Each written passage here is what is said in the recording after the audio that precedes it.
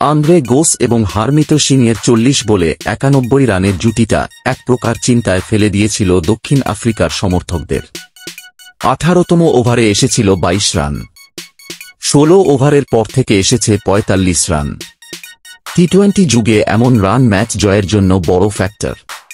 কিন্তু মার্কিন যুক্তরাষ্ট্র শেষ পর্যন্ত পেরে ওঠেনি অভিজ্ঞতার সামনে। কাগিসো রাবাদা এবং আনরিক নরকিয়ার 2 ওভার থেকে আসে মোটে 9 রান। রাবাদার ওভারেই যুক্তরাষ্ট্রের জয়ের সম্ভাবনা নেমে যায় 21.27%। শেষ পর্যন্ত দক্ষিণ আফ্রিকার 194 রানের জবাবে যুক্তরাষ্ট্র থেমেছে 176 রানে। সুপার 8-এর প্রথম ম্যাচে দক্ষিণ আফ্রিকার জয় পেয়েছে 18 রানের ব্যবধানে। বড় টার্গেটের ম্যাচে শায়ান জাহাঙ্গীরের বদলে স্টিভেন টেইলরকে ওপেনিং করতে পাঠায় যুক্তরাষ্ট্র। সেই বাজি শুরুর দিকে বেশ কাজে দিয়েছিল। ওভার প্রতি প্রায় 9 রান দরকার ছিল। 14 বলে 24 রান করে সে কাজটা টেইলর করেছেন ভালোভাবেই। 3.3 বলে দলীয় 33 রানে অবশ্য থামে টেইলর ঝড়।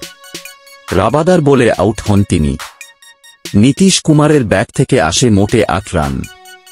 যাকে ঘিরে যুক্তরাষ্ট্রের এত প্রত্যাশা, সেই অ্যারন জোন্স 5 বলে করেছেন 0 রান।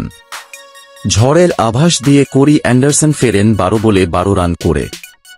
আর শায়ানের ব্যাট থেকে আসে 9 বলে 3 রানের ছোট এক ইনিংস। এ পর্যন্ত সবই ছিল গতানুগতিক। যুক্তরাষ্ট্র বড় ব্যবধানে হারবে এমন গল্পটাও হয়তো সাজিয়ে ফেলেছিলেন অনেকেই।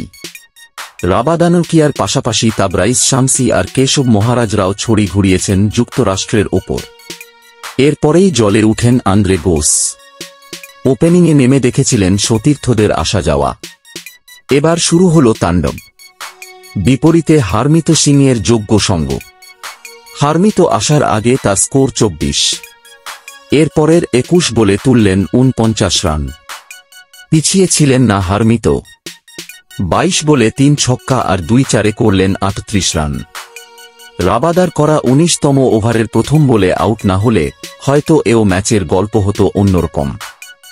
এর আগে ব্যাট হাতে দারুণ শুরু পায় দক্ষিণ আফ্রিকায়।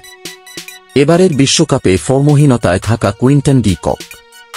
40 বলে তার হাত থেকে আসে 74 রান। রান পেয়েছেন অধিনায়ক এইডেন মার্করামো। শেষদিকে ট্রিস্টান স্টাপসের 20 আর হেনরিক ক্লাসেনের 36 দক্ষিণ আফ্রিকাকে এনে দেয় 194 রানের বিশাল সংগ্রহ।